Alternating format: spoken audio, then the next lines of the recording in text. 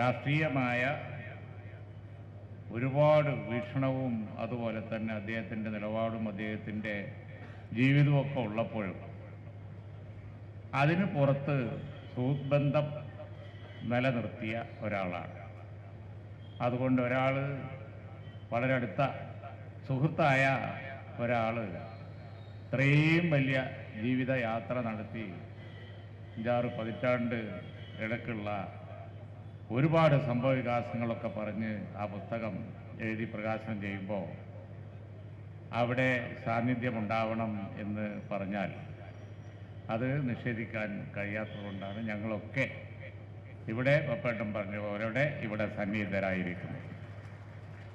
പുസ്തകത്തിൽ എന്തൊക്കെയാണ് പറഞ്ഞത് എന്നുള്ളതിനെക്കുറിച്ച് എനിക്ക് ഒരറിവും ഉണ്ടായിരുന്നില്ല.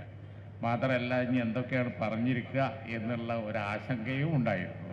നാളെ ഇനി അതൊക്കെ ഏതൊക്കെ തലയിലാണ് പറഞ്ഞ് ഗുലുമാലാകുക എന്നുള്ള ഒരു സംഗതിയും അലട്ടിയിരുന്നു. പക്ഷെ അതൊന്നും നോക്കണ്ട, അതിൻ്റെ അപ്പുറം മനുഷ്യൻ്റെ ജീവിതമല്ലേ, അതിൽ പല കാര്യങ്ങളും ഉണ്ടാവും. അതിൽ പറഞ്ഞിരിക്കുന്ന കാര്യങ്ങളോടൊക്കെ യോജിക്കേണ്ട സംഗതിയൊന്നും ഇല്ല. ബഹുമാനപ്പെട്ട മുഖ്യമന്ത്രി പുസ്തകത്തിൻ്റെ ഒരു വിവരണം തന്നപ്പോൾ ഏകദേശ രൂപം കിട്ടി. അതിൽ പലതിനോടും കൗണ്ടറാണ് ഞങ്ങൾക്കുള്ളത് എന്ന് പറയാതിരിക്കാനും നിർവാഹമില്ല. ഒരുപാട് കൗണ്ടറുകളുണ്ട്, എതിർവാദഗതികളൊക്കെ ഉണ്ട്. പക്ഷെ അതൊക്കെ ആണെങ്കിലും പുസ്തകം എന്നുള്ളത് ചരിത്രമാണ്.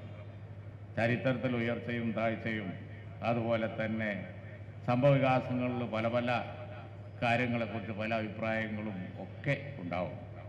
പക്ഷേ അതിൻ്റെ ആകത്തുക എന്ന് പറഞ്ഞത് അതാണ് എൻ്റെ ജീവിതം എന്ന് പറഞ്ഞ് അദ്ദേഹം ഇവിടെ പറയുന്നത്. അത് പറയുന്ന വ്യക്തി എന്ന് പറയുന്നത് സുഹൃത്താണ്. രാഷ്ട്രീയത്തിൽ നമുക്കൊക്കെ അറിയാം, എതിർ വീക്ഷണം എടുക്കുമ്പോഴും നമ്മൾ ഫൈറ്റ് ചെയ്ത് കാര്യങ്ങളൊക്കെ പറഞ്ഞ് മുന്നോട്ട് പോകുമ്പോഴും ഒരു മിനിമം സുഹൃത്ബന്ധം സൂക്ഷിക്കണം എന്നുള്ള അഭിപ്രായക്കാരാണ് കുറേ ആൾ. അങ്ങനെ കുറേ ആളുകളുണ്ടാവും. ശ്രീധരൻപിള്ള അവിടെ ഇരിപ്പുണ്ട്. അദ്ദേഹത്തിൻ്റെ രാഷ്ട്രീയത്തോട് യാതൊരു യോജിപ്പും എനിക്കില്ല, പറയേണ്ട കാര്യമില്ലല്ലോ.